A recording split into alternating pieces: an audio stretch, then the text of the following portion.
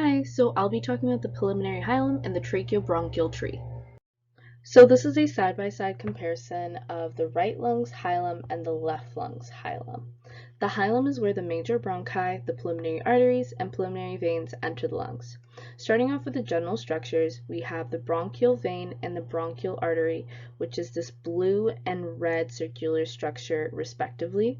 Superior to that, we have the left pulmonary artery, and in the right lung, we have the right pulmonary artery sandwiched between the major bronchi and the right superior pulmonary vein. We also have the left superior pulmonary vein just inferior to the pulmonary artery, and inferior to all of those structures we actually have the left inferior pulmonary vein. Same thing in the right lung, we have the right inferior pulmonary vein. Just a warning, because this is colored red and this is colored blue does not mean it carries oxygenated blood and deoxygenated blood. As we know, the pulmonary arteries carries deoxygenated blood, whereas the pulmonary veins carries oxygenated blood. Back to the differences in the hilums.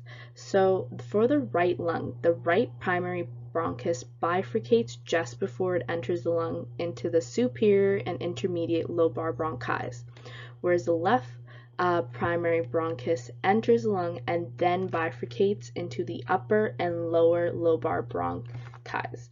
So in this image we can see the left primary bronchus bifurcating just after it enters and the right primary bronchus bifurcating just before it enters.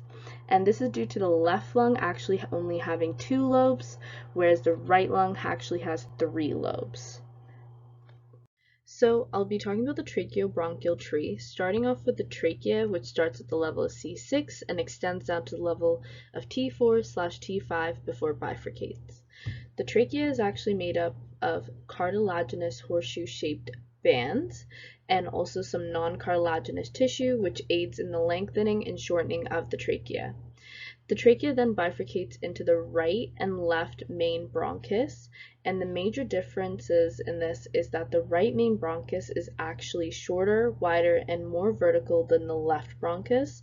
In addition, it divides into the upper lobe bronchus and into the right intermediate bronchus, which then divides into the right middle bronchus and the right lower lobe bronchus, whereas the left main bronchus divides just into the left upper lobe bronchus and the left lower lobe bronchus. However, both of these bronchi will then start to divide into the tertiary bronchi, smaller bronchi, bronchioles, and tiligus the alveoli for gas exchange.